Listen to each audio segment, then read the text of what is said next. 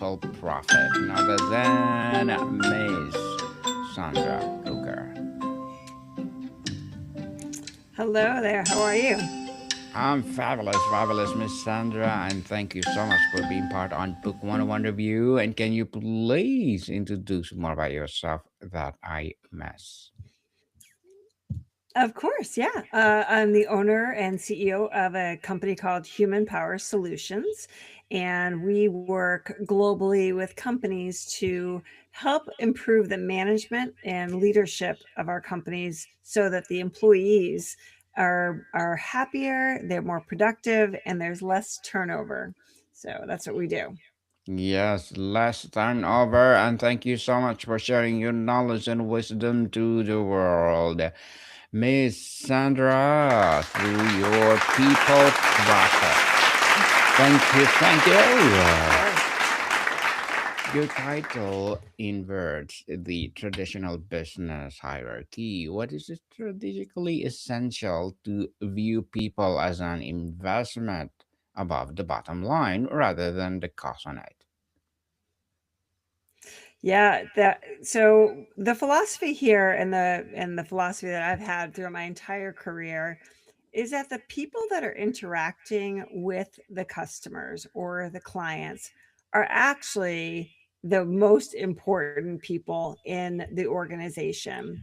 And you get some pushback there, but if you think about it, if you go to a restaurant or you go to a hotel or you go anywhere, and there's maybe a dirty dish or a dirty fork or maybe something wasn't picked up correctly, you're not it's not the leaders that get penalized from that. The company does, actually. So people leave reviews and they talk to their friends and all of that, because if it doesn't go well from the customer service point of view, from the customer point of view, it's not going to go well for the organization.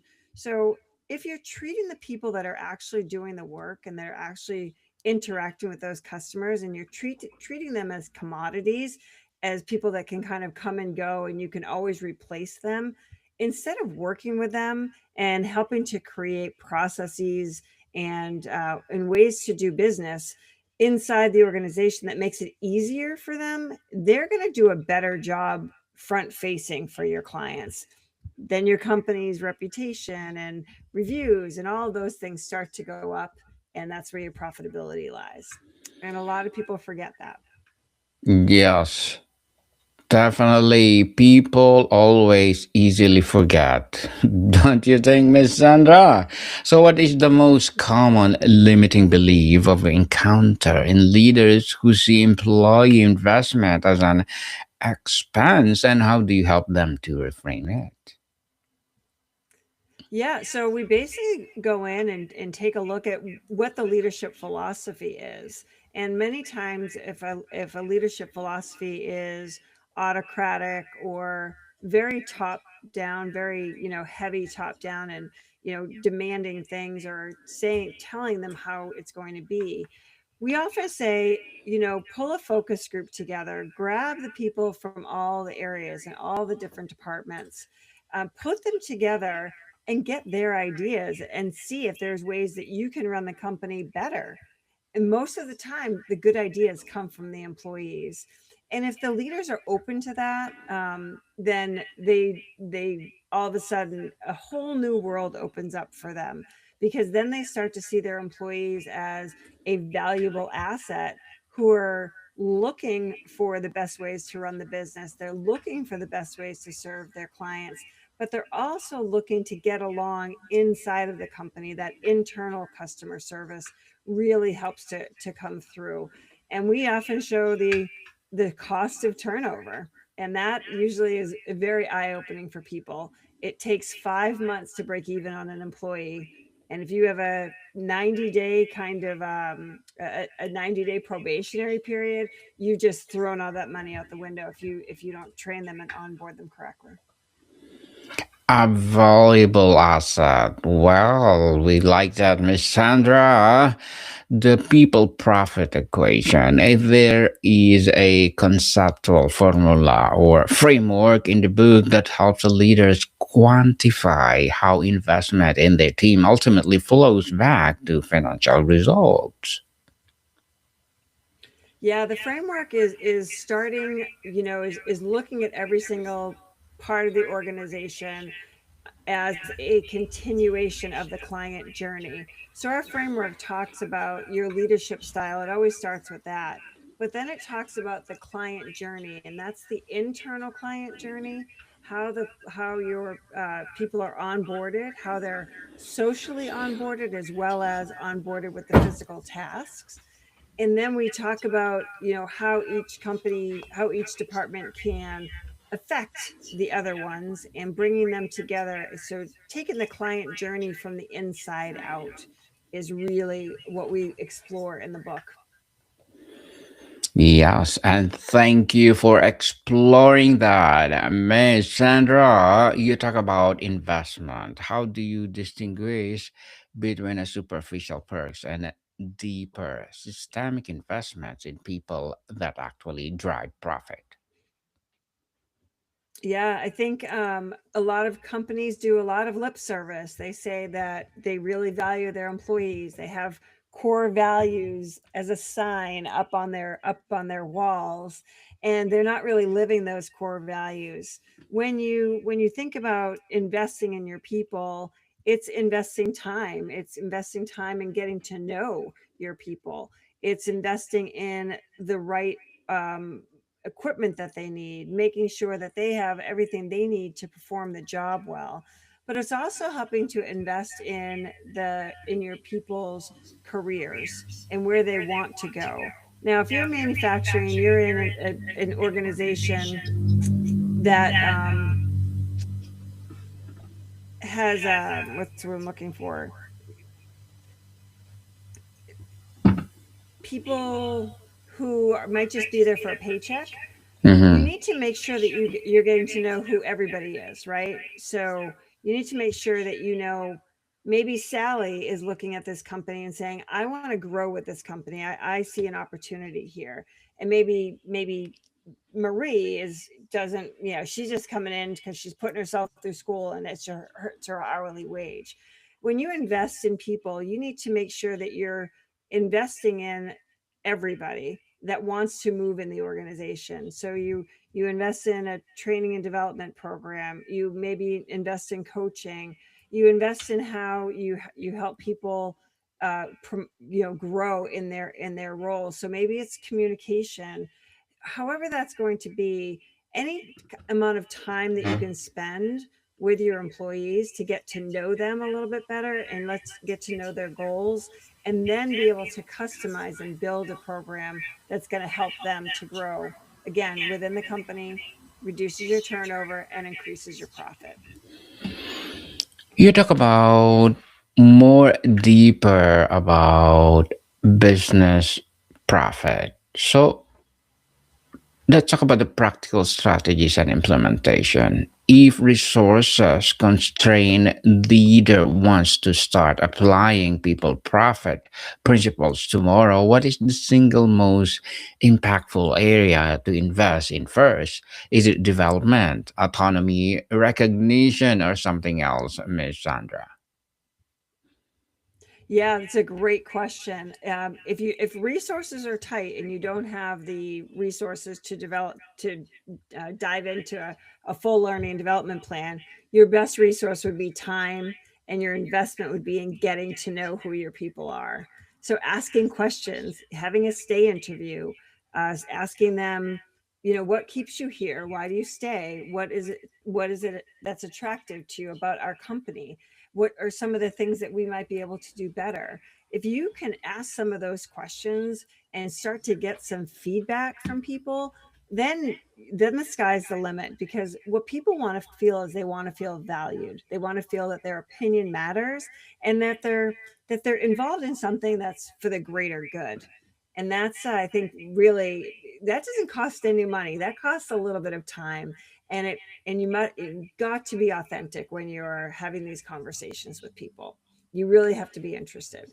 And then from there, recognition programs, making sure that you don't just recognize the bad that's going on, the mistakes that happen, but also taking some time to really like reflect on what's really going well here and who's contributing to that, who's going the extra mile, and being able to have some sort of a recognition program, or just shout outs, whatever that looks like for you.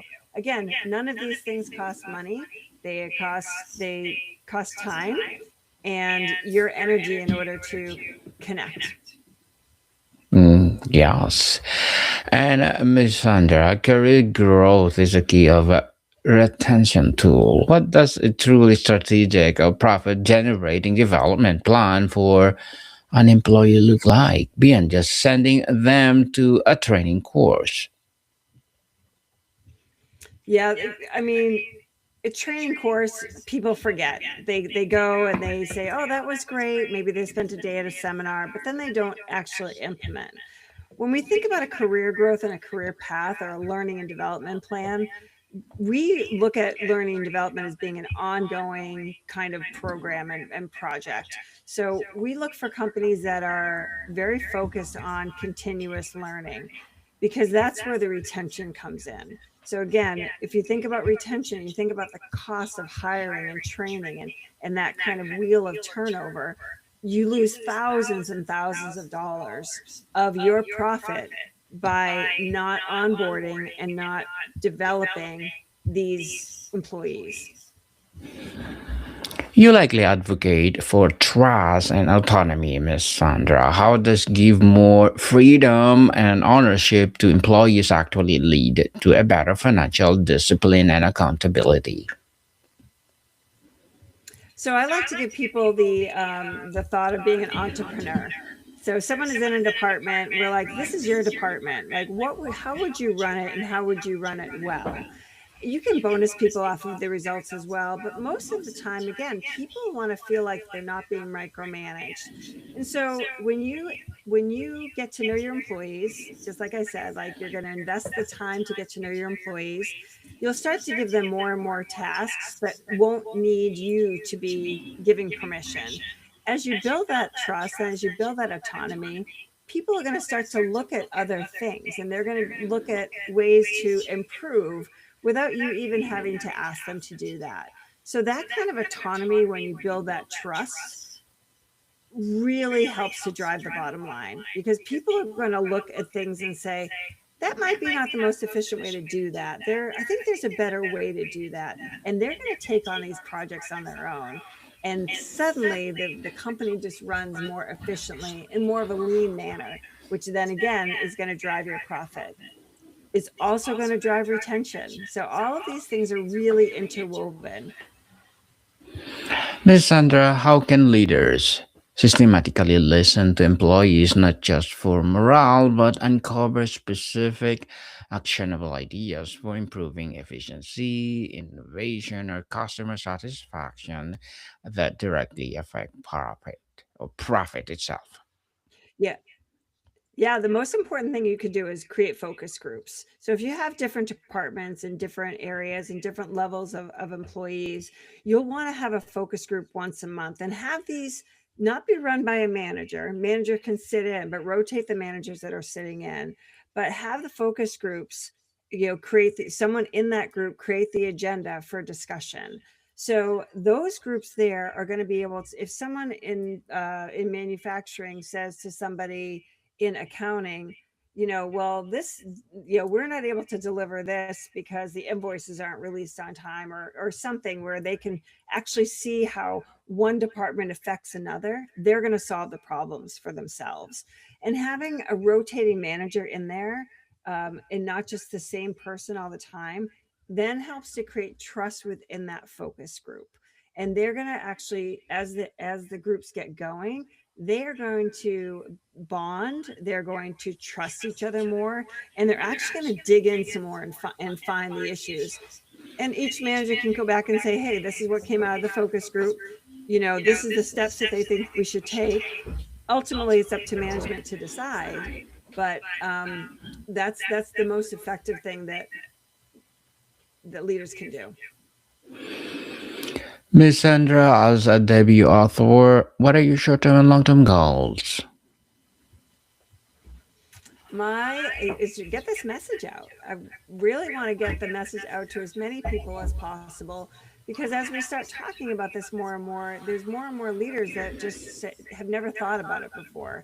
Leaders are the ones that always get the training. They get all the, the retreats and all of that. And the employees usually get all the technical, or what I, they're important things, but they're the kind of the technical skills, the kind of the leftovers. Whereas if you start to take, a learning and development plan to the employees first, and then go back up to the leaders, that's going to be most effective. So in the short term, I want to get this word out to as many people as we possibly can.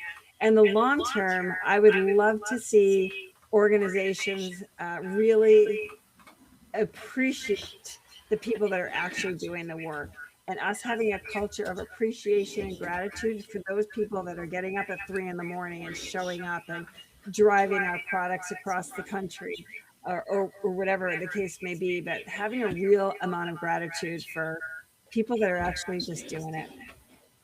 Yes, people always be grateful. Stop complaining. And Miss Yeah. Sandra, good luck. Good luck to your goals and looking forward for more success. So, what would be your piece of advice for those people out there who want to be a CEO as well as an author?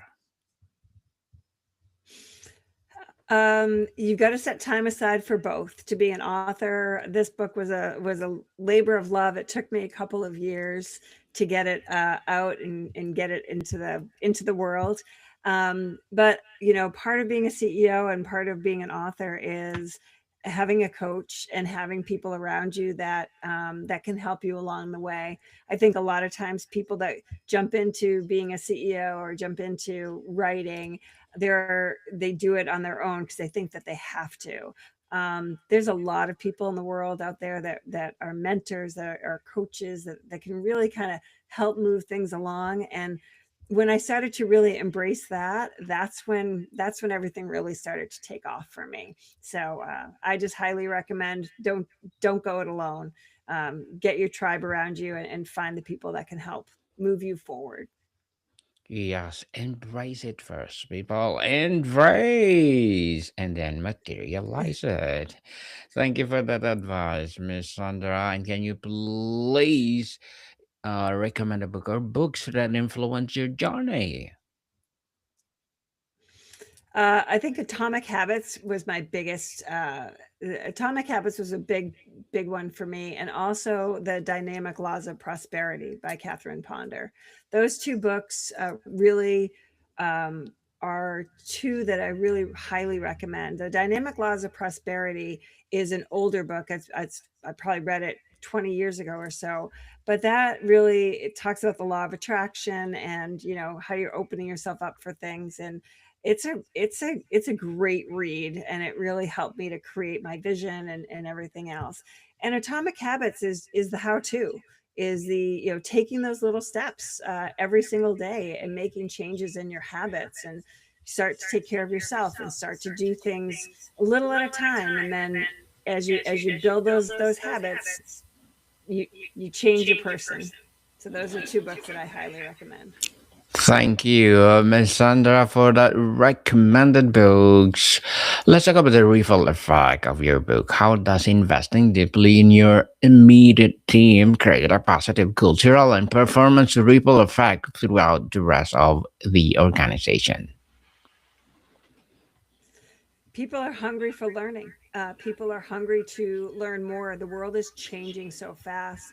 AI is a big part of what's happening in the world today, and people want to learn about it. They want to know how to use it effectively. We think about AI as being a thought partner, and we want to help our companies invest in AI to make their people better, not to replace their people, but to help get their people to be doing the highest and best use of their time. So that's really big. And I think we just really need to focus in on the humanity in the world, and in our workplaces, and just know it's changing, and we've got to invest it. We've got to invest in this continuous learning for our people. That's what they want. Yes. How about the talent as a competitive mode, Miss Sandra? In today's market, could a company's strategic investment of its people become its most sustainable competitive advantage? Is it real moat? Is it remote, or what was the last part of that? Yes. Is it a real moat or something else? Yeah, I think it's very realistic to have your people be your biggest profit center. Because if you think about turnover and you think about how much that costs you, not only financially, but it also costs you with your clients if they have a continual, here's your new person, here's your new person, or where's so and so, they're not here anymore. So that breaks down some of the trust of your clients. So when you invest in a learning and development program, or you invest in your people to have them continuously learn and become better, it becomes a well-oiled machine. It doesn't matter what you're doing, your processes will start to really flow, your innovation will grow. So I really feel like people and leaders really need to be thinking about, we can't look at our people as being commodities anymore. We need to look at them as being a team, and focusing on how do we grow this team, and how do we make this team more effective. And that is by just helping them to learn, to developing their relationships with each other, helping them to understand their communication styles. All of those things are so important, um, to keep the employees to be your best investment. Miss Sandra, before we wrap up our discussion for today, I'm inviting you to please do listen to my other podcast, people. My other podcast, because my abstract essay is already in fifth season, abstract poetry in second season, and my book 101 review sixth season this year, comedy 101 in third season, and food 101 in sixth season as well, geography 101 love letters, Movie 101 Review Music 101 our fifth season, and Science 101 and Sex 101 fourth season, and my baby podcast Mental Health 101, Law 101, Bible Verses 101, Entrepreneurship 101, and of course Motivation 101. Please listen to them wherever you listen your podcast. So Miss Sandra, finally tell us to send our listeners away with one step. What is the single most powerful, actionable question a leader can ask their team this week to begin shifting toward people profit mindset? The biggest question that they can ask is, what can we do to help make your job easier? And just close your mouth and listen with both of your ears, and you'll hear what's going on. Yes. Listen, people. Just listen, and thank you so much for sharing your knowledge and wisdom to the world, Miss Sandra. And I'm inviting you to be my guest on Entrepreneurship 101, and let's talk about business mindset. So, can you please invite our listeners to support your book, your advocacy, or whatever projects that you're doing right now? Sure. Our book is the peopleprofitbook.com. So feel free to go there. We have a podcast as well that talks all about the things that we were talking about today. And our company is Human Power Solutions, and that's hpowersolutions.com. You can always reach out to me on LinkedIn as well, Sandra Coker on LinkedIn. Thank you Yes. so much for having me today. No worries, Miss Sandra. Yes, people, let's support Miss Sandra Coker because if you support her for sure, more and more empowering books like this to come, more and more empowering podcast episodes for sure, and more empowering advocacy will rise. So, Miss Sandra, looking forward for our Entrepreneurship 101. More to come, people. See you soon.